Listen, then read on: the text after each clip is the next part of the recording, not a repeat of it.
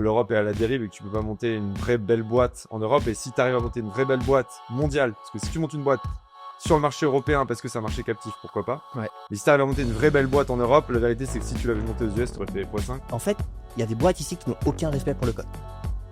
L'antithèse complète des ingénieurs français, qui veulent une belle architecture, qui veulent du beau code. Ici, c'est je veux délivrer la feature le plus rapidement possible et que l'expérience pour l'utilisateur soit la plus parfaite possible. Et la scalabilité, on verra plus tard, parce que ce qu'il faut là, c'est sortir la boîte de terre. Donc en fait, à partir de ce moment-là, je me suis dit, en fait, on se bat contre ce genre de boîte-là, qui jour 1 sont AI native et se fichent complètement de la qualité du code. Et ils ont raison. À un moment, Samy n'arrivait pas à faire un truc, parce que Claude Code voulait pas le faire, et il sait que quand il fallait qu'il le force. Du coup, il s'est rendu compte qu'en le menaçant, en disant si tu fais pas ça, je vais me foutre en l'air, tu vois. Genre Claude Code, ça a débloqué un truc dans le prompt et c'est passé, tu vois. Ouais. Alors que un ingénieur qui a appris à encoder, etc., il dit bon bah il est arrivé 3 fois, il est pas arrivé. Bon bah je vais te faire mourir mon manuel. Et cet état d'esprit, en fait, c'est très très difficile à trouver. Et moi je pense que faire du remote, ça devient plus compliqué que jamais. En tout cas, si tu veux jouer à la compétition mondiale. Salut les gars. Salut. Cool de vous voir en chair et en os. Première fois qu'on se voit. Alors là, on est à San Francisco pour les gens qui ne sauraient pas, qui écoutent en audio, qui ne voient pas que c'est pas le studio habituel. Et on est avec Paco et Grégoire, qui sont les cofondateurs de Control G. C'est ça qu'on peut dire maintenant, Control G. C'est trlg.com. Ouais, c'est trlg.com. Yeah. Comment on dit en anglais? Control G. Ah là là là là. Et c'est Control Grégoire, du coup, ouais, fait la bague déjà, mais je vais la resserre pour vous. Ok. Elle a pas trop marché de vous Grégoire. Trop cool de vous avoir ici. Aujourd'hui, on va parler de, je sais pas si vous êtes habitués à ça, mais on va parler d'entrepreneuriat évidemment, mais aussi de produits. Vous êtes en train de développer un produit d'ailleurs qui est quand même hyper technique. Donc, on va essayer de creuser ça un peu ensemble. Mais avant tout, je pense qu'il y a des gens qui doivent se poser la question de mais attends, ces deux énergumènes-là, on les a déjà vus, notamment sur une autre boîte avant qui faisait beaucoup de bruit, qui s'appelait Germinal. Qu'est-ce qui s'est passé depuis? Ça s'est fini quand, Germinal? Et comment s'est passée la transition vers la première autre boîte très différente de Germinal qui s'appelait OnlyDust, puis vers Control G? Bah, ça, c'est la partie produit sera vraiment Paco, mais cette partie-là, je peux raconter. En gros, donc on a terminé Germinal. Et en fait, ce que peu de gens savent, c'est qu'on a signé la vente et le closing de la levée de fonds le même jour. C'était le jeudi 17 décembre, si je me souviens bien, on a signé la vente à 16h et le closing à 18h. Donc la vente de Germinal. Et le closing de la levée de fonds de la nouvelle boîte. Ok. Donc il y avait déjà une nouvelle boîte en cours. C'est ça. On avait fait le term sheet, etc. Ouais, on a fait le closing. Ok. Et en fait, pourquoi on en avait marre du service? Parce qu'on était tous les deux en mode on en a marre. Ouais. On s'est dit on va lever et Pierre entre nous nous a fait confiance, mais à l'époque tout le monde nous a dit les gars, passez du service au produit, vous n'y arriverez jamais. Ouais. Donc Germinal, pour les gens qui ne connaissent pas, c'est une boîte de service spécialisée sur des sujets quand même de growth marketing. Ouais. On est passé de 0 à 3 millions de chiffre d'affaires annuel en 3 ans. Et on avait essayé de créer un produit pour automatiser beaucoup de choses, mais très faible expérience en produit et on s'est un peu enlisé là-dedans. Donc vraiment, on était full service. Et comme toutes les boîtes de service qui essaient de faire un produit pour productiser leur agence, ça marche pas. Enfin en tout cas à l'époque, peut-être qu'aujourd'hui il y a des enjeux qui sont différents, mais en tout cas à l'époque c'était très compliqué. C'était un peu toutes les agences voulaient faire ça. Et comme tout le monde, on va essayer. Et à l'époque, on a levé en fait pour faire une plateforme pour mettre en relation les développeurs open source avec des maintainers. Donc en gros, des gens qui gèrent des projets open source, des gens qui veulent contribuer à des projets open source. Et nous, on allait lever de l'argent auprès de fondations. On a distribué en 2024, pour donner un chiffre, on a distribué 15 millions de dollars à des développeurs. Et du coup, on faisait toutes ces interfaces, mise en relation, évaluation du travail, paiement. Donc c'était quand même d'un niveau de complexité assez fou. On a payé plus de 8000 développeurs dans 39 pays, si je me souviens au total. Ça, la boîte s'appelle comment, le projet? C'était OnlyDust. Et c'est une communauté open source qu'on utilise toujours aujourd'hui et qui est le cœur de... Et la plateforme est toujours en ligne. Ça existe toujours. Ouais. C'est juste qu'on s'est rendu compte qu'on a fait 3,8 millions de chiffre d'affaires, dans pas de grande de chiffre d'affaires en 2024. Et en fait, on s'est rendu compte que le sujet, on grossissait pas. Et 3,8 millions quand même, en combien de temps? En 3 ans, en 3e année. Donc 3 ans, et donc... Ouais, c'est que cette année, on allait faire 3 millions. Ok. Donc, c'est-à-dire, on aurait peut-être refait 3,8 millions, je sais pas, on n'était pas à la fin de l'année, mais à mi-année, on s'est dit, en fait, les deals, ils sont durs à signer, les clients qu'on a, ils ont moins de budget, et tu te rends bien compte quand t'as pas le vent dans le dos. Et moi, j'ai déménagé ici en janvier. Je suis arrivé le 15 janvier avec ma femme, qui a un visa E2, donc pour 4 ans. Paco avait son visa aussi. Paco est arrivé quelques semaines plus tard. Et en fait, quand on s'est retrouvés tous les deux là, on s'est dit, avec les discussions qu'on a eues, etc., on s'est dit, ok, enfin, pour illustrer, j'ai donné les chiffres à un mec, et il m'a posé la main sur l'épaule, et il m'a dit, ah, c'est chaud. Ouais. En mode vraiment, je faisais de la peine, quoi. Alors qu'en France, les gens étaient plutôt, non pas impressionnés parce que la croissance n'était pas folle, mais c'était respectable et le business était intéressant. Ouais. C'est vrai que quand on a mis les pieds ici, douche froide. On a été vite sur un truc. Comment vous passez de à nouveau Germinal à OnlyDust d'un point de vue idée? Comment vous avez l'idée d'OnlyDust? Ce qui est quand même hyper loin, pas votre secteur. Enfin, ouais, pas dev ni l'un ni l'autre à la base. Alors moi, la dernière année de Germinal, j'ai fait beaucoup, et je crois toi aussi, mais pas sur les mêmes domaines. Toi, tu as fait beaucoup d'investissements crypto. Moi, j'ai fait beaucoup de tech. Et en fait, en crypto, tout est open source. Et en fait, on est vraiment tombé là-dedans. Et c'est ça qui a aussi généré Ok. l'envie de vendre et de passer à autre chose. C'est que le service, c'est bien, mais quand tu commences à toucher à du produit, quand tu commences à toucher à de la tech, tu as envie de switcher, tu as envie de vivre une startup. La petite histoire, c'est on voulait faire un GitHub décentralisé au début. Ouais.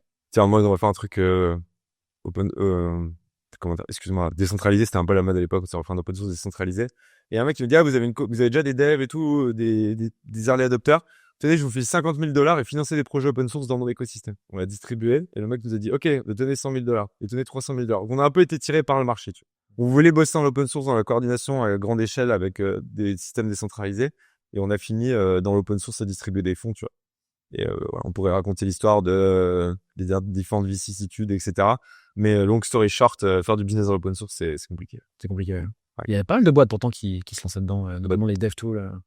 Ouais. Alors, après, c'est pas exactement la même chose. Alors, déjà, il y a un problème de business model. Il y a personne n'a craqué encore. Beaucoup de gens qui essaient beaucoup de choses. Et nous, on n'était pas sur le dev tool. On était vraiment sur attirer des devs dans différents écosystèmes, une sorte de marketplace pour faire ce réseau au-dessus de GitHub, plutôt social. Et on a réussi. Hein. Il y a plein de devs qui ont contribué, qui se sont mis dans l'open source grâce à nous. Mais trouver de l'argent pour se monétiser dans l'open source, c'est complexe. Ok, donc là, on arrive à San Francisco. Donc, tout ça, c'est fait à Paris, en fait. Hein, l'Université, au début, c'était à Paris. Toi, t'es à Grenoble. Ouais.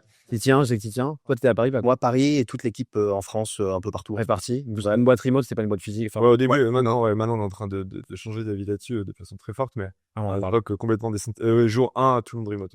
c'est vrai que vous avez changé. Alors, je sais pas si c'est toi ou vous. Je me permets de dire toi, parce que Paco l'a pas dit, mais vous avez changé d'avis sur plein de trucs. Est-ce qu'il y a une période où, d'ailleurs, la levée de fonds, c'était un truc où vous n'étiez pas chaud? Je me souviens plus si vous en parlez beaucoup. Il y avait, vous savez, en 2021-2020, il y a quand même beaucoup de gens qui tapaient un peu sur les fonds. Ouais, c'est toujours le cas en vrai, hein, mais juste en France, c'était un peu la trend de. Il y a eu Moubesh notamment, il y a eu Moubesh, mais il y a eu d'autres personnes. Vous, c'était quoi votre opinion sur la levée? Toi, t'as bien tapé sur les levées. Ouais, on regarde la baisse sur la blessure, c'était un bon narratif, ça marchait. Le truc, c'est qu'on était une agence. On était une agence avec un positionnement un peu particulier où on travaillait avec beaucoup de startups et les gens nous confondaient un peu nous voyaient un peu comme une startup. C'était assez particulier parce qu'on était une agence. Et donc ouais, on communiquait énormément là-dessus et on se mettait en opposition avec la levée de fonds et on se disait, ouais, on va réinventer ce monde des agences, on a le monde des startups et en autofinancé, alors qu'en réalité, on était une agence. Ouais. Et une agence ne lève pas de fonds. Il y en a qui parfois, mais Il y avait ce truc à l'époque quand même de les gens qui levaient travaillaient parce qu'ils avaient levé. Moi, je voyais des mecs qui faisaient 0 chiffre d'affaires, qui avaient 2 millions, qui en auraient des hauts. Et il y a eu une période où la levée de fonds, c'était l'alpha et l'oméga, et on en est revenu. Tu vois, aujourd'hui, ce discours de la levée de fonds, c'est pas l'alpha et l'oméga de la tech. Bon, aujourd'hui, c'est évident. On a eu plein de succès, etc. Mais à cette époque-là, c'était moins audible. Et pour être honnête, moi, je suis toujours à la recherche d'une pensée clivante qui me permet de faire de la portée et d'attirer l'attention. Et aujourd'hui, mon sujet, c'est de dire que l'Europe est à la dérive et que tu peux pas monter une vraie belle boîte en Europe. Et si tu arrives à monter une vraie belle boîte mondiale, parce que si tu montes une boîte sur le marché européen parce que c'est un marché captif, pourquoi pas. Ouais. Mais si tu arrives à monter une vraie belle boîte en Europe, la vérité, c'est que si tu l'avais montée aux US, tu aurais fait x5. Ouais. Et ben, je dis ça énerve beaucoup de gens. La vérité, c'est que bien sûr, il y a des exceptions. Bien sûr, c'est vrai que dans 90 ou 80% des cas, ce que je dis, mais ça me permet d'avoir un porte-voix et de faire changer l'opinion des gens sur l'écosystème. Et je pense que c'est une bonne chose que c'est important pour toi, ce sujet. Ouais. Mais de même à l'époque, la levée de fonds, j'expliquais que la levée de fonds, c'était pas une bonne chose. Et en fait, il y a des cas où ça marche, il y a des cas où c'est important. Il y a des boîtes qui peuvent se développer que comme ça. Et nous, par exemple, on a fait 2 levées de fonds. Notre troisième année, on a été rentable. On a toujours fait attention. Et là, on a les bonnes conditions. Moi, j'ai quand même un pote qui est monté à 400 millions de valo. Le mec, il a pris 0 avant de sa boîte avec ses équipes préf, etc. Ouais. Donc, quand tu vois des histoires comme ça, tu dis aussi, la levée de fonds, voilà. Mais je pense que c'est un débat qui est passé et je pense que maintenant l'écosystème est mature là-dessus. A posteriori, c'est quoi votre opinion maintenant sur la levée? Moi, je pense qu'il faut lever si t'as pas le choix. Et que, par contre, l'ambition mondiale, c'est pas si tu montes une boîte et que t'as une ambition mondiale, la levée de fonds, c'est quelque chose que tu dois faire si t'en as vraiment besoin mais que venir à San Francisco, c'est absolument nécessaire. Ok. Et, sauf si t'attaques uniquement le marché européen ou que tu dis, bah, je ferai un champion mondial moins gros, ce sera beaucoup plus dur et j'aime bien me mettre des bâtons dans les roues, mais dans ce cas-là, faut l'admettre. Ouais. Et pour moi, la levée de fonds, c'est juste un outil. Et nous, par exemple, on voit plein de boîtes maintenant ici qui font juste ce qu'on appelle des round companies. C'est des boîtes qui lèvent qu'un seed. Ouais. Et après, elles grossissent très vite, elles arrivent à être profitables, elles lèvent plus jamais. Elles font que du secondaire. Et il y a beaucoup de boîtes ici qui font 50, 100 millions, 150 millions d'ARR. T'as des exemples de boîtes? Bah, tu peux pas donner les noms parce que du coup, les mecs donnent pas leur revenus. Mais genre, une boîte qui fait des PowerPoint, on va pas. Et les mecs, tu discutes avec eux, ils font 50 millions, ils disent, bah, non, on lève plus, quoi. Ok. Ils sont en mode, juste, ils font du secondaire, ils communiquent pas dessus, comme ça, ils sont tranquilles. Ouais. Et ça, c'est de plus en plus courant. Et d'ailleurs, c'est un problème parce que t'as les méga levées, genre les OpenAI, etc. T'as le CIB. Et entre les deux, aujourd'hui, pour arriver à lever avec des beaux fonds à des grosses valos, faut faire une croissance de malade. Et en fait, il y a plein de boîtes qui grossissent vite, mais pas assez vite. Et qui, du coup, prennent ce path to profitability, tu vois, pour être indépendant des fonds. Toute la méta a changé. Donc ça, c'est un autre débat. Mais voilà, en tout cas, la levée de fonds, pour moi, c'est un outil et c'est pas une fin en soi. Et ça paraît évident aujourd'hui, mais à l'époque, ça n'était pas tant. C'est pas évident. Paco, tu as ajouté un truc? Non, pas nécessairement. Ok. Sur SF, si on revient dessus, donc vous arrivez à SF à quel moment? Quel est le déclencheur? Comment ça se fait, qu'on comprenne bien? Et d'ailleurs, est-ce qu'il y avait une opinion sur San Francisco avant d'y aller? On est venu, c'était quand? Il y a 2 ans et demi. Décembre, 2 ans et demi à 2 ans. Pour la première fois, on n'avait jamais mis ni l'un ni l'autre, jamais mis les pieds à SF. On est allé pour une conférence une semaine avec sur l'open source. Ok. Et en fait, la ville, ouais, nous a vraiment, ça nous a assez choqué positivement. Et c'est toi que je crois que tu t'es dit, mais en fait, je pourrais vivre ici. Et il y avait plein de choses qui t'empêchaient Je parlais pas anglais, par exemple. C'est pas un mot d'anglais. Si, je pouvais dire yes, no, mais je comprenais pas les questions des gens. Et du coup, ce qu'on faisait, c'est que généralement, je me mettais caché derrière quelqu'un et je devais toujours avoir à côté de moi quelqu'un qui faisait traducteur. Ok. C'est hyper pratique. Là. Toi, Paco, t'étais plus à l'aise en anglais? Je te laisse boire. Non, pas particulièrement. Ok. C'était, on travaillait à cette époque-là avec quelques fondations et bien sûr, on échangeait en anglais, mais j'étais pas fluent du tout à cette époque-là. Par cœur mes pitchs. Ouais. Et du coup, quand il posait une question qui était pas dans mon script, j'étais dopé. On a levé au deuxième tour auprès d'un fonds et en fait, j'étais avec le partenaire français. Quand je suis passé devant les partenaires anglais, j'avais appris mon pitch par cœur. Et la dernière question, j'ai répété à peu près 50 fois, tout seul. Et avec toutes les questions, j'ai anticipé toutes les questions, j'avais la réponse par cœur et tout. Je faisais genre sur le moment. Et comme j'étais stressé, j'avais l'impression que j'étais pas à l'aise en anglais, alors qu'en fait, je récitais un truc par cœur. Et la dernière question, il a posé une question que j'avais pas prévue, j'ai pas pu répondre. Ça t'empêchait de lever, ils sont sur ouais. Ouais. Mais en fait, je crois que le problème, c'est que je l'avais pas comprise. mais pas comprise en anglais, pas comprise, c'est pas dans j'ai pas compris la technique. Et du coup, j'ai mal compris, du coup, j'ai fait 2 phrases et j'ai fait genre, tu sais, genre dédaigneux, genre je répondais pas à cette question parce qu'en fait, juste en mode, je paniquais notamment genre le blanc. Donc ouais, on était loin de là et à un moment, je me suis dit, je pourrais vivre là et je me suis dit, qu'est-ce que je ferais si j'avais une énorme, comparaison très masculine, si j'avais vraiment, genre, une agency, un courage, genre, une détermination 10x, tu vois, x10, qu'est-ce que je ferais? Je me dis, j'irais à San Francisco. Ça me terrifiait, mais ça me terrifiait. Donc, je pense que tu peux pas te rendre compte. Genre, vraiment, c'est le truc qui me fait le plus flipper au monde avec traverser la Manche à la nage. Et j'en ai parlé à ma femme. Elle me dit, ouais, pourquoi pas? Et j'ai dit à Paco, je vais y aller. Je pense que c'est à ce moment-là, quand ta femme, quand tu as une aval de thèse de se dire, ah, on pourrait y aller, alors que tu croyais pas du tout. Non, je lui ai dit, mais moi, qu'est-ce que elle dira, ouais, moi, je vais partir à l'étranger, pourquoi pas? Ouais. Vous avez du ski de rando, je me souviens, col de la Fenech, là. Elle me dit ça. Et là, je me dis, bah, vas-y, t'as peur, mais vas-y. T'avais peut-être une appréhension déjà sur ça aussi. Et oui, je pensais que ça m'avait aussi. Je pensais que j'allais lui en parler et me dire, bah, non, t'es un malade, quoi. T'es malade, jamais. Et en fait, elle m'a dit, ouais, pourquoi pas? Ouais. Et à partir de ce moment-là, quand il m'a dit ça, moi, alors je sais pas si t'es au courant, mais j'ai commencé à dire à Grégoire, faut que tu l'annonces. Faut que tu l'annonces à tout le monde, faut que tu l'annonces à l'équipe et tout ça, parce qu'on t'engageait, quoi. C'est trop facile d'en parler tous les deux et c'est un gap tellement grand entre ce qu'on fait maintenant et ce qu'on veut faire. Et en fait, il en a parlé à tout le monde, t'en as parlé à l'équipe et tout ça, tu t'es engagé. Mais en fait, c'était juste. Du coup, après, je pouvais plus reculer, tu passes pour un débile. Ouais. Tu l'as dit à tout le monde. Et franchement, j'étais flippé, mais je me disais, mais là, je peux plus si tout le monde va se dire, mais en fait, ce mec-là, il a une grande bouche et c'est tout. Et déjà, j'ai cette réputation, donc je te laisse imaginer. Et du coup, ouais, j'ai eu que des merdes avec le visa, le truc. Un enfer, mais un enfer de l'espace. Ouais. Et le moment où je suis arrivé sur le territoire américain, tout est devenu fluide. Et je me souviens, je suis arrivé ici, je connaissais que 2 personnes, du coup, Nicolas Dessaigne, avec qui j'avais parlé, c'était une intro d'autres, et Diaz, qui me répondait pas et qui m'a pas reconnu la deuxième fois que j'ai fait un déj avec lui. Okay. Il m'a dit, hey, alors, du coup, t'es arrivé quand? Qu'est-ce que tu fais et tout? Alors que j'avais pas un déj avec lui, genre. Merci, Carlos. Je t'aime. Non, ça va, il sait qui je suis à peu près, tu vois, comme je suis chroniqueur dans son émission, il dit, ah oui, c'est le mec. Et ouais, je suis arrivé là, j'avais 0 contact. Début 2025. Ouais. Bah, Nicolas Dessaigne, j'ai vu une fois, mais il avait pas me revoir, il avait autre chose à faire. Nick Carlos se souvenait pas de moi, il répondait pas à mes WhatsApp. Et c'est normal, le pauvre, en plus, il se fait harceler. Ah non, je sais, quand je vois sa boîte de messagerie, en fait, il est vraiment sympa.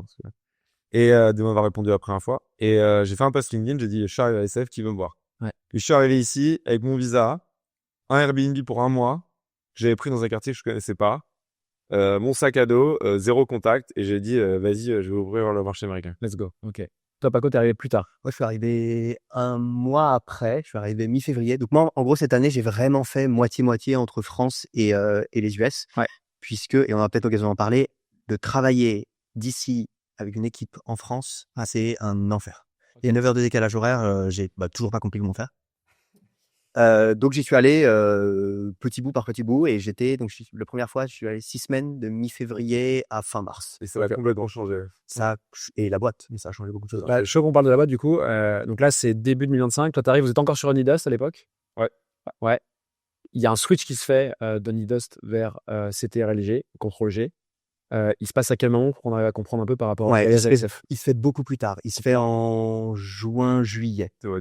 L'idée se fait en fin juin et après. Ouais. Là, le shift qu'il y a eu, c'est vraiment sur les méthodes de développement, comment faire du produit, la vitesse. Parce que Paco était vraiment près de l'équipe à advocate le fait qu'avec l'IA, on pouvait coder hyper vite. Sur Onidust, hein. Ouais, on est déjà sur la plateforme, c'est un marketplace traditionnel, tu vois. Il y a parlons-en maintenant, si ça vous va.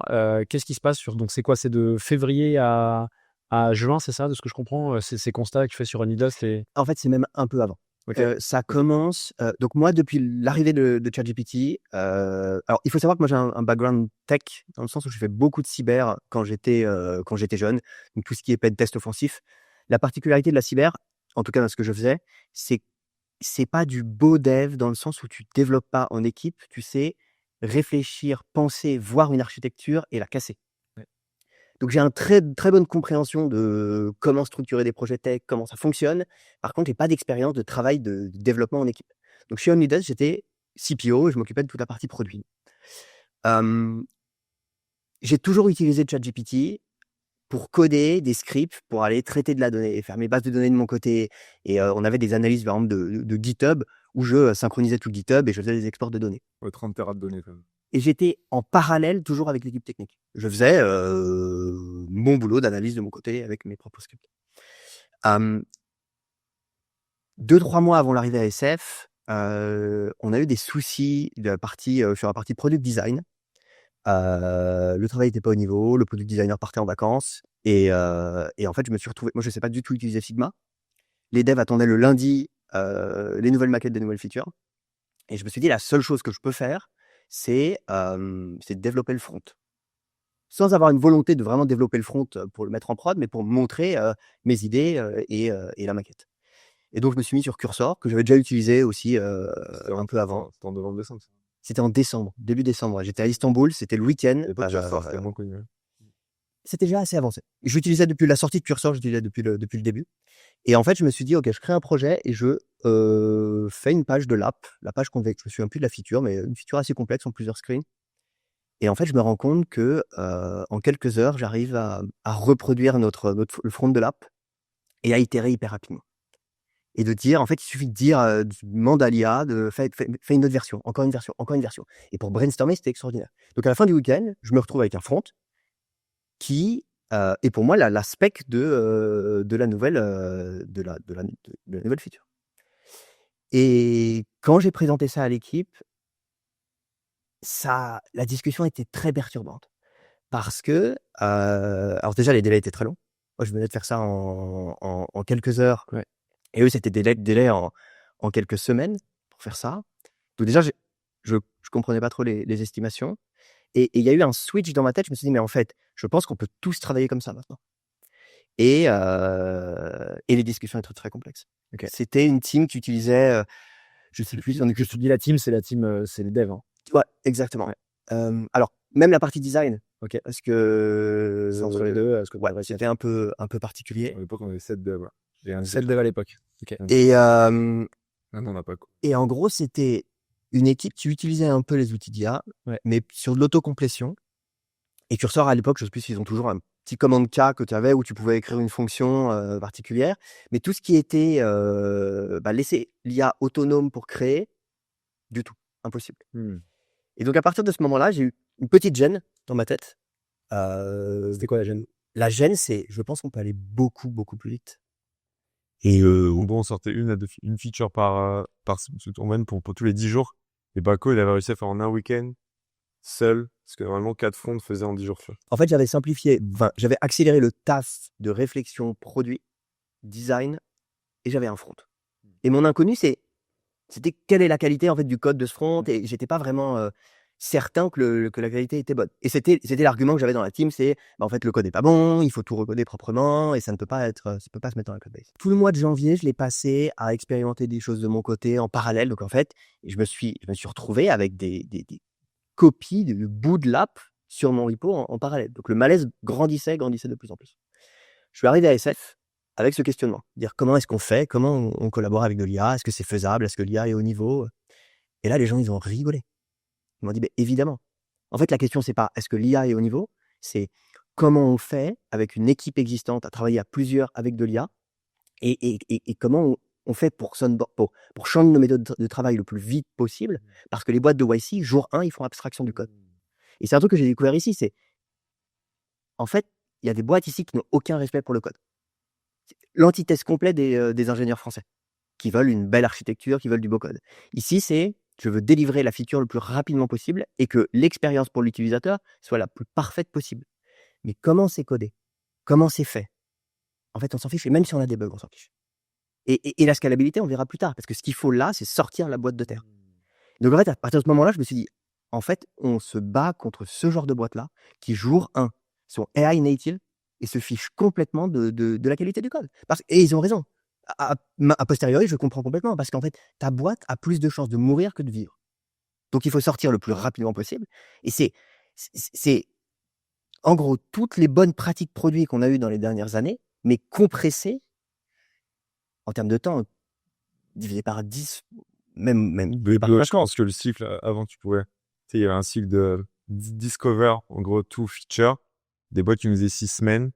Là, je pense que maintenant, le délai de ce truc-là, c'est peut-être 48 à 72. Ouais, j'allais te dire 3 jours. Et quid du back-end? T'as beaucoup parlé de front. Ouais. Alors, à l'époque, c'était la discussion sur le front. C'était la discussion. Bien sûr. Et là, maintenant, il passe sur les. Ouais, le back-end, c'est assez récent. J'avais encore cette incertitude sur le back-end. Et là, je suis justement en train de faire des choses assez complexes sur le back-end. Qu'est-ce que c'est quoi peut-être tes constats? Évidemment, je pense que t'es pas arrivé à une conclusion. T'es encore dessus. Mais... Alors déjà, ça évolue énormément. Ouais. Moi, je pense que ma force, c'est que vu que j'ai utilisé ça depuis très longtemps, en fait, j'ai une affinité avec les différents modèles. Et j'arrive, alors certains, je travaille que avec du GPT et du Claude. Les autres modèles, j'ai pas du tout de feeling pour eux. Et en fait, les modèles ont une personnalité, et ils vont tendre dans telle ou telle direction. Ils vont faire telle ou telle erreur. Alors, ce qui est un peu perturbant, c'est qu'à chaque update, ils changent un petit peu. Des fois, ils se corrigent, mais des fois, ils dégradent certaines de leurs. En tout cas, ils changent leur comportement. Et je pense que mon état d'esprit quand je travaille avec les modèles, on pourra creuser vraiment sur comment je travaille, mais je cherche à ce que ça marche. Contrairement à la plupart des gens que je rencontre en France, il y a vraiment une grosse différence d'état d'esprit là-dessus. C'est qu'en France, beaucoup d'ingénieurs cherchent à montrer les limites et pourquoi ça ne marche pas. Moi, je cherche à faire marcher. Et j'ai toujours pensé, même il y a 1 an et demi, que l'IA était prête pour qu'on puisse faire n'importe quoi, et beaucoup trop optimiste. Et c'est vrai qu'il y a énormément de limites, mais ce n'est qu'avec cet état d'esprit que tu peux réussir à faire des choses extraordinaires. Parce que tu vas rencontrer des blocages tout le temps, et il va falloir trouver des moyens, soit de donner la bonne information à l'IA, soit de lui expliquer la bonne chose, ou vraiment le driver ou itérer. Et en fait, tu te rends compte que tu peux faire énormément de choses. Vous avez jamais été bloqué en vous disant non, là, c'est bon, on a atteint une limite. J'ai jamais. Alors, tous les jours, il y a des blocages. Tous les jours, il y a des choses qui marchent pas, il y a des mauvaises implémentations, il y a des bouts de code qui sont pas du tout optimisés. Mais je n'ai jamais, même avec la code base qui commence à être conséquente, avec des choses complètes, on a du DevOps, on a beaucoup de machines virtuelles qui tournent. Donc, on commence à avoir une architecture assez complexe. Jamais eu de blocage où je me dis, en fait, là, c'est à moi de débugger, je vais devoir mettre les mains dans le code et corriger le problème. Non, toujours abstraction du code. Je connais mon code, je connais mon architecture, et je vais dire à Claude ou Codex, va regarder de ce côté-là, explique-moi exactement comment c'est fait, et viens, on réfléchit ensemble, quelles sont les différentes autres manières de faire. Toujours une solution. Tu voulais ajouter un truc, Edouard, à ça? Non, c'est pour dire aussi qu'en termes, là, il y en a qui nous écoutent, mais je disais, on avait un product designer, 7 devs et Paco. Et maintenant, on a Paco plus 3 développeurs. Enfin, vendredi, on aura Paco plus 3 développeurs. Et je pense qu'on va entre 2 et 4 fois plus vite, minimum. Et la qualité la qualité du code et la qualité du produit n'a pas changé. Et on a même amélioré. Ouais. Ce qui est impressionnant. Parce que moi, je pensais moi, mon take de base, c'était qu'on allait dégrader un petit peu la qualité. Plus de bugs ou une interface un peu moins belle. La vélocité, Pas du plus élevée. Ouais. Et la vélocité est extraordinaire. Et là, on a meilleure qualité, meilleure Le vélocité. bottleneck aujourd'hui, d'ailleurs, à l'époque, on avait un bottleneck, c'était on avait eu le produit qui avait une roadmap et on attendait les devs. Maintenant, Paco en parlant, c'est en train de me dire, non, mais sur cette partie produit, sur ce truc-là, je sais pas quoi faire. Bah, à la limite, c'est pas le code, c'est le produit. Et je sens que le bottleneck a complètement changé. Avant, c'était, ouais, on a 3-6 mois d'avance et, putain, si les techs pouvaient aller plus vite, ce serait formidable. Et là, c'est Paco, des fois, il me réveille le matin, il me dit, attends, cette interface, je sais pas quoi faire. Vas-y, on en discute parce que là, je sais comment régler techniquement, je sais que je vais le coder vite. Mais là, c'est l'idée, c'est l'interface qui peut se prendre. Ouais. Ça pose une pression, une tension du côté produit. J'ai jamais vu personne en parler de ça. Je ne vois pas comment tu peux aller avec à une telle vélocité avec une grosse équipe de la réflexion, l'organisation produit.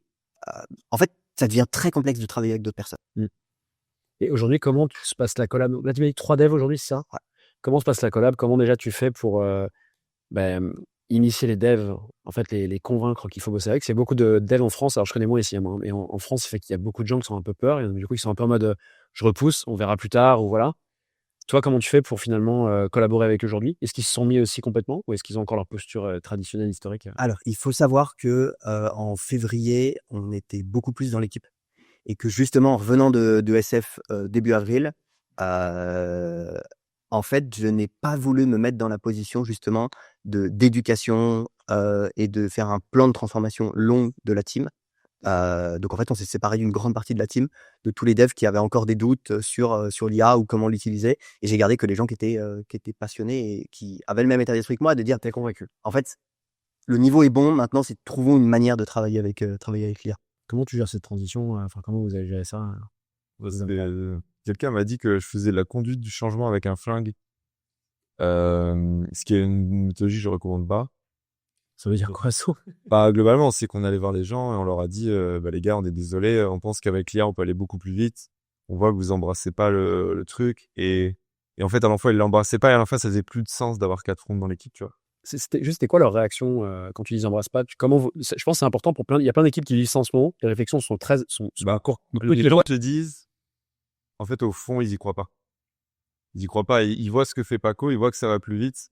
Et c'est plus beau. Ouais. Il y a moins de bugs, ça va plus vite, mais ils disent oui, mais je parle de façon générale, hein, je suis pas particulier. Ils vont te dire oui, mais le code, oui, mais le code, oui, mais le code. Tu sais, il y a toujours cette réception de oui, mais sur Et cette peur de la maintenabilité future. Ouais. Ce qui est tout à fait compréhensible parce que moi, là, c'est facile. Je suis dans un rôle où c'est ma responsabilité, c'est ma boîte. Et en fait, si je plante la boîte parce qu'on est bloqué sur du code, c'est ma responsabilité. C'est pas pareil quand tu es employé d'une boîte, de prendre cette responsabilité, d'avoir une incertitude sur la maintenabilité du code futur. Parce que si Paco demain il nous emmène dans le mur, on est à 5 millions de CA, on peut plus bouger, bah il prend la responsabilité. S'il y a un back-end qui nous amène à 5 millions de CA et qui nous dit maintenant je peux plus rien faire, c'est inadmissible. Mais en fait, il y a une vraie différence. Le founder-led product, founder-led development, je pense que, pour reprendre l'expression d'ici, mais ce côté, il y a que le fondateur qui peut prendre ce type de risque, il y a que le fondateur qui peut imprimer et qui doit mettre les mains dedans. Si le fondateur, il garde cette posture de vous devez aller vite, mais vous devez me garantir que ça va pouvoir évoluer. Non, c'est au fondateur de mettre les mains dedans sur le produit et sur le tech et de dire ça, c'est risqué. C'est high risk, high reward et on va le faire. Et je pense qu'il y a que Paco qui pouvait faire ça. Et même nos devs, en fait, même s'ils avaient voulu le faire, si à un moment ils avaient bloqué, en fait, on leur aurait pas permis. Et d'ailleurs, des upsides en tant que membre de l'équipe, ils sont pas bons. Et du coup, les gens, sauf que du coup, nous, on a dû faire partir les gens et c'est hyper compliqué parce que c'était tous des gens qui étaient forts. Et d'ailleurs, ils ont tous retrouvé du taf, derrière direct, ouais. Dans des super boîtes et tout. Il y en a qui est chez Conto, machin, ils ont tous retrouvé du boîte. Parce que c'est des mecs, et j'ai tous recommandé parce que tous les gens que je leur ai dit, mais prenez-les. Mais du coup, ouais, quand t'es early stage, comment est-ce que tu fais du founder-led? Et du coup, la réaction, ce que je te disais, c'était ils pouvaient pas prendre ce risque eux-mêmes. Et c'est pour ça qu'ils argumentaient sur le code. Il y a peut-être des gens qui argumentent sur le code pour la beauté du code, de dire le code est pas beau, etc. Mais eux, ce qu'ils disent quand ils nous disent, en fait, le code, oui, mais le code, ça veut dire oui, mais si un jour je dois repasser en manuel, avec ton truc, je pourrais pas, et du coup, je serai bloqué, et du coup, qui sera responsable, ce sera moi. Ouais. Et ça, personne n'est prêt à prendre ce risque. Est-ce que les gens avec qui vous travaillez maintenant ont des profils que vous avez trouvé différents? Comment dire? Est-ce que c'est en gros, c'est vraiment ce truc de ils sont convaincus et en fait ils ont le même niveau technique que ceux qui sont partis et en fait le fait qu'ils soient convaincus, c'est les gens avec qui il faut bosser? Ou est-ce que vous voyez quand même dans leur profil, leur background, des choses un peu différentes? Je pose la question pour des gens qui sont dans les mêmes réflexions que vous et qui se diraient mais qui je recrute finalement? Ouais. Bah, Ça. on a Samy. Alors Samy, c'est le front-end qui reste. Samy, il est sorti d'études.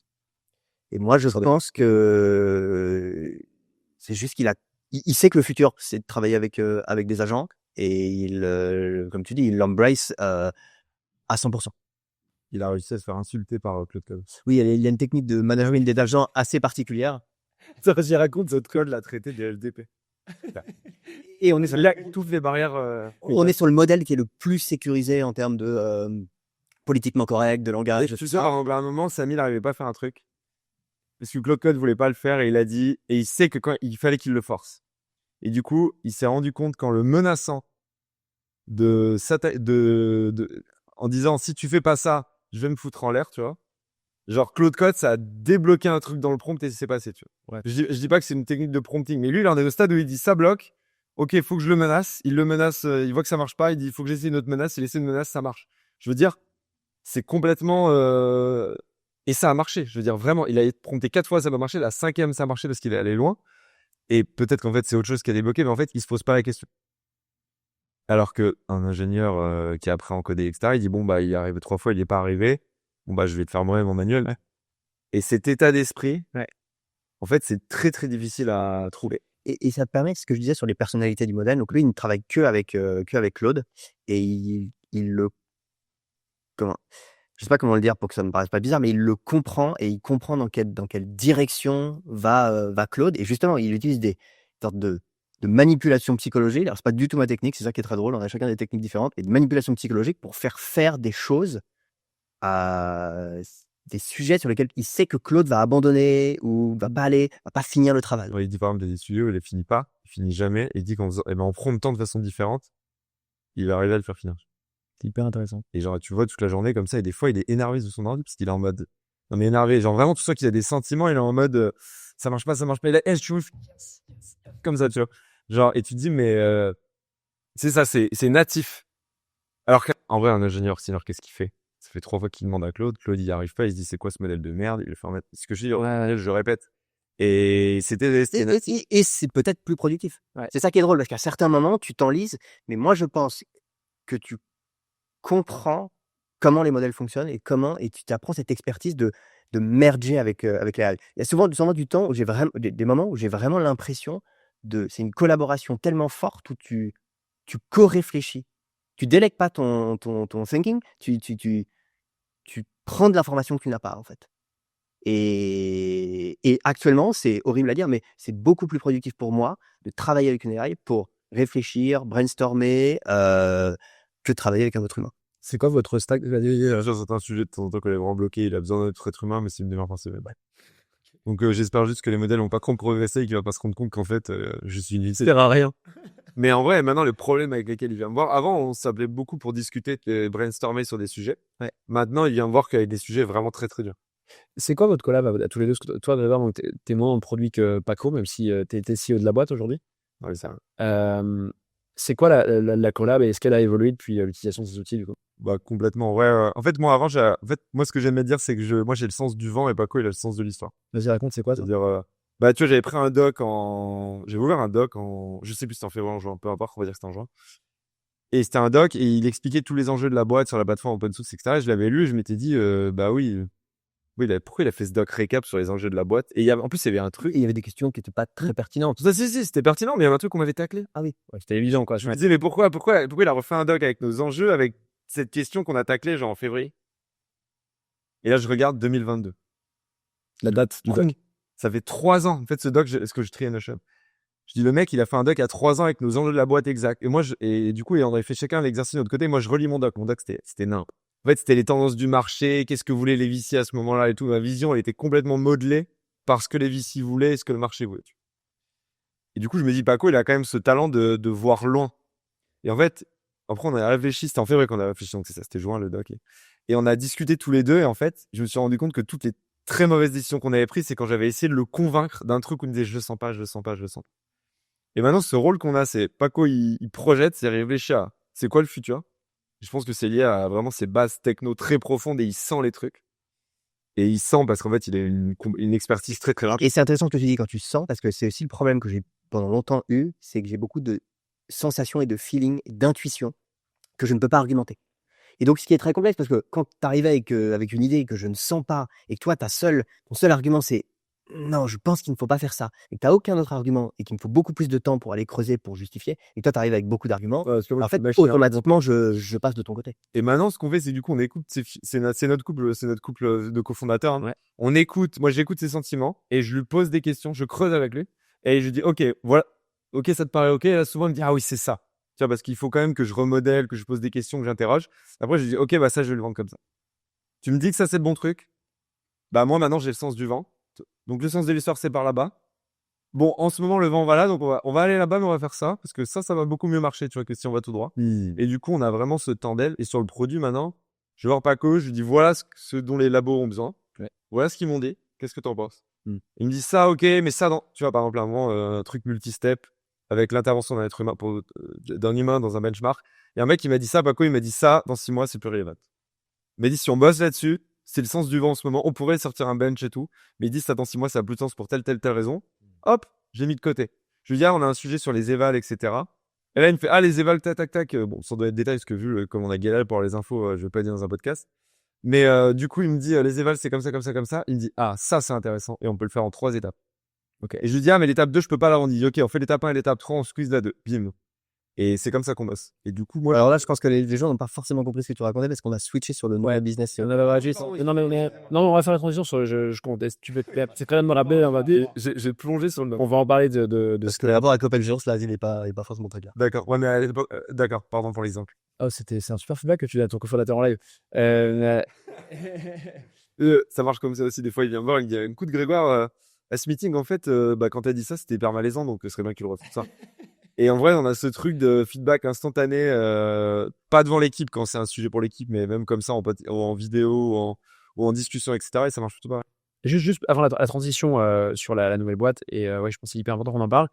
Là, tu parles, tu vas voir que tu es en contact client, que vous arbitrez en fait en donnant vos opinions chacun, et toi, tu es plutôt sur quelqu'un qui va arbitrer sur l'intuition et de la vision. Comment tu la nourris cette vision? Tu ne la sors pas de nulle part. Tu lis pas un bouquin et tu te dis ça va être comme ça dans 5 ans. Quoi. Non, je passe énormément de temps à lire beaucoup de choses, de notre sujet, mais aussi de tout ce qui est vraiment énormément de choses. Ok, ça a peur. C'était 50 papiers sur nos sujets, les mêmes. Ouais, je peux aller lire des papiers de recherche, je peux aller lire des biographies de personnes. Donc, je pense que j'emmagasine énormément d'infos. Je passe mon temps et je vis connecté, je vis sur Internet à lire énormément de choses, à bookmarker les choses pour les lire plus tard. Donc, je pense que ça vient de là. Et c'est peut-être le problème, c'est que j'emmagasine beaucoup d'informations et qu'en fait, mon cerveau en tire des trends, en tire une histoire, en tire quelque chose, mais sans connecter à la source originelle. Ouais. Et c'est mon gros souci, c'est quand je te dis, voilà ce qu'on doit faire, voilà. Et en fait, je ne peux pas retrouver les sources originelles et je ne connecte pas tous ces points. Donc en fait, j'ai l'info sans connaître la source. Et tu parles pas aux clients, aux prospects? Il vient avec moi. Un peu, ouais. Il vient avec moi quand il y a besoin. Et en fait, Paco, des fois, il me dit, j'ai une question là-dessus, il faut que tu me trouves un AI researcher qui peut répondre à cette question. Je dis, ok. Il faut que je trouve un meeting avec un mec qui peut répondre à ces questions. Alors après, sur la plateforme OnlyDust, qui était beaucoup de la mise en relation entre maintainers de projets open source et développeurs, là, évidemment, mon emploi du temps, je viens des interviews avec les développeurs, des utilisateurs de la plateforme tout le temps. Donc là, on est sur des sujets sur la nouvelle boîte moins de clients potentiels, beaucoup moins d'infos en ligne et pas d'utilisateurs à interviewer réellement. Donc la méthode, elle est complètement différente. Vas-y, raconte. On a encore un petit quart d'heure là. Plongeons sur la nouvelle boîte. Donc la transition se fait comment? OnlyDust, on l'a dit en début d'épisode. C'est quelques années dessus quand même. Vous arrivez à faire du CA et grave quoi. Vous avez eu de l'argent à l'époque en plus. Donc vous avez toujours la deuxième levée de fonds là, toujours sur le compte. Ouais. Voilà, il y a encore de l'argent. Qu'est-ce qui se passe? Pourquoi vous décidez, vous allez le dire, de switcher et dans quelles conditions? Du coup, pas de point d'inflexion et je discute avec un pote qui a vendu sa boîte à Google, là, qui a relancé un nouveau projet. Et il me dit, mais en fait, vos devs, c'est hyper intéressant. Alors, vous avez une communauté de devs, ils font l'open source, et du coup, on finançait des projets vraiment hardcore, cryptographie, des sujets blockchain, des sujets de cryptographie, des infra en Rust et tout. Et le mec me dit, c'est ouf, ça. Il dit, mais vous avez déjà regardé ce que fait genre Mercor? Je dis, Mercor, c'est quoi cette marque? Je tape Mercor. Depuis, j'ai rencontré le CEO. C'est la compagnie qui a grandi le plus vite de l'histoire de l'humanité. En 18 mois, de 1 à 500 millions d'AR. Plus vite que Lovable. Ouais. Ah oui, de 18 mois, 1 à 500 millions d'AR. Ils ont éclaté tout. Ils font quoi, Mercor? Tu peux rappeler pour les gens qui connaissent pas? En fait, ils aident les labs à faire à améliorer leur modèle avec de la notation manuelle. C'est-à-dire, tu vois ce qui se passe dans LM Arena, etc., où les gens disent, t'as 2 solutions du lab, est-ce que c'est 2 solutions du modèle, est-ce que c'est celle-là ou c'est celle qui est meilleure? C'est des trucs très, très manuels. C'est un concurrent de Surge et de Scale AI, mais sur un petit peu plus haut de gamme. Okay. Enfin, les gens savent parler anglais, quoi. Contrairement à Surge et Scale AI, par exemple, Scale AI, ils sont connus par des mecs qui savaient à peine parler anglais, Donc, au début, c'était facile, mais là, ils ont un peu hard times en ce moment, Scale. Il faut qu'ils se repositionnent et tout, mais autre sujet. Et du coup, on regarde ça et on se dit, ouais, mais non, en fait, on a une super communauté de dev. Du coup, on va faire CRL environment, donc ces environnements de renforcement learning, pour expliquer. On peut pas donner les détails exactement de ce qu'on fait, la niche, etc. Mais du coup, on a commencé à regarder ça. On a vu qu'il y avait quasiment aucune info. Hyper dur, hyper horrible.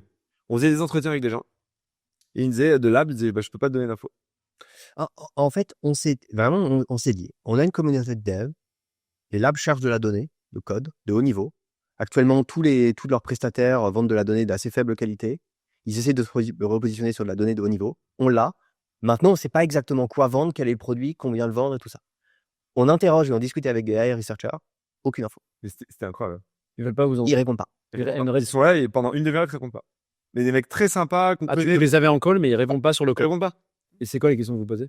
Des trucs genre, vous avez besoin de quoi de données? C'est qui vos providers? Qu'est-ce que vous achetez? C'est quoi le prix? Je peux pas te dire. On avait vraiment l'impression de discuter avec un mec de la CIA. C'est parce qu'ils ont je sais pas des NDA, mais des confidentialités. La concurrence est là, il est folle, mais folle. La concurrence est dingue contre eux. Ouais. Donc, c'est la moindre info que tu donnes, ils donnent une Intel, toi, tu me dis à un autre lab, l'autre lab, il peut en profiter pour faire quelque chose. Et du coup, ce qu'on a fait, c'est que du coup, à un moment, j'avançais pas. Il m'a dit, écoute, Grégoire, ça avance pas. Parce qu'on hésitait, du coup, est-ce qu'on a abandonné l'ancien business et tout. Il m'a dit, ok, je prends un billet d'avion, je suis demain à San Francisco. Est-ce que tu étais encore à Paris? Ouais. T'es revenu après 1 mois et demi. Donc ça, c'était en juillet. Et il est venu, et là, on a réussi à parler à 15 AI researchers, ce qui n'était pas directement des labs, mais autour, qui pouvaient nous donner des infos. On a construit une offre. Et là, on allait voir les labs, et là, ils ont commencé à donner des feedbacks. Parce qu'on a fourni des échantillons de données, et en fait, c'est quoi les données, quand vous dites données, c'est quoi les données qui les intéressent? Plusieurs types de données différents. Genre, un exemple, genre, qu'on se rende compte, ils utilisent quoi comme données, les EF? Alors, ils utilisent tout, dans le sens où ils ont déjà utilisé tout GitHub. Ouais. Tout l'open source, ça, ils ont scrappé tout Internet. Et après, il y a des manières d'utiliser cette donnée pour en faire des problématiques de reinforcement learning. Voilà. Donc, ils cherchent la donnée pour mettre dans leur modèle. Et tout l'enjeu, c'est comment tu la formates, quel type de données, sur quel type de langage, etc. pour arriver à faire un truc qui marche et qui leur sert. Et sauf que leur préo, elle change tous les 2 mois. Ok. Donc, tu peux faire un truc, 2 mois après, ils se sont dit, ah non, nous, c'est plus comme ça qu'on fait. Et tous les labs ont leur méthode différente. Et donc, vous, l'idée qui partait donc du déclencheur qui était une de vos rencontres avec le gars de Google dont tu parlais, plus vos entretiens, etc., c'était de vous dire, on pourrait peut-être fournir des données qui sont un peu différentes, difficilement accessibles aux équipes qui bossent dans les labs, en fait. Exactement. Tout le monde est à la recherche de devs. On a les devs, on peut leur fournir de la donnée. Mais au début, on n'avait pas plus d'infos sur quel type de données. Et exactement, la question que tu poses, c'est quel type de données. Et le truc, c'est qu'en ligne, il n'y a aucune info là-dessus. Et donc là, vous ne pourrez pas me dire plus que ça. Vous avez trouvé des sources de données qui intéressent les labos, c'est les AI researchers. Et donc, j'imagine que je ne peux pas demander plus de questions sur comment vous les sourcez, etc. Et juste, votre produit, c'est quoi finalement? C'est quoi? Parce que vous pourriez faire une boîte de Presta qui fournit la donnée, tu vois. En fait, on a un produit qui arrive à sortir cette donnée à la chaîne, quoi. Ok. Et du coup, on a d'un côté les développeurs, de l'autre côté les labs. Et en fait, on a développé tout un produit, une partie qui est visible, une partie qui est invisible. Okay. Où en fait, les développeurs vont faire des choses. Et ensuite, on a tout un retraitement. Et c'est tout le retraitement qui est compliqué. Et ensuite, on donne cette donnée au lab. Et en fait, on a utilisé beaucoup d'assets de OnlyDesk, puisque sur OnlyDesk, on avait tout un système de réputation. En fait, pour matcher les bons développeurs avec les bons projets open source, on utilisait la donnée GitHub, la donnée comportementale qu'on avait sur l'app. Et on scorait les développeurs sur plusieurs scores. Et en fait, tout ce système de scoring, ça nous permet, nous, d'aller prendre les bons devs et les matcher sur les bonnes problématiques de code et de produire la bonne. Du coup, on va dire, distribuer 15 millions de dollars de grant, on sait payer des gens aussi.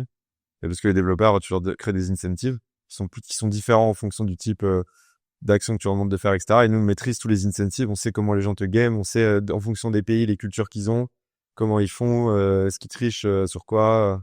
Et du coup, nous, on est capable de payer des milliers de personnes. On est capable d'assess sur des centaines de candidats lesquels ils sont les meilleurs. Ensuite, on est capable de les payer en 48 heures.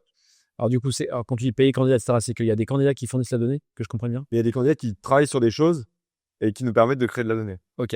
Et aussi de la donnée qu'on récupère sur GitHub, dans l'open source et qu'on retraite, etc. Donc vous avez gardé une brique quand même, il y a des mécanismes d'OnlyDust pour noter Control-G. Exactement. Et OnlyDust est toujours actif et match toujours des contributeurs avec des contributeurs. Et c'est ce pool de dev et on va contacter les meilleurs pour les prendre sur Control. Oui, là, on avait un sujet, par exemple, on a adresse email de genre 10 000 devs.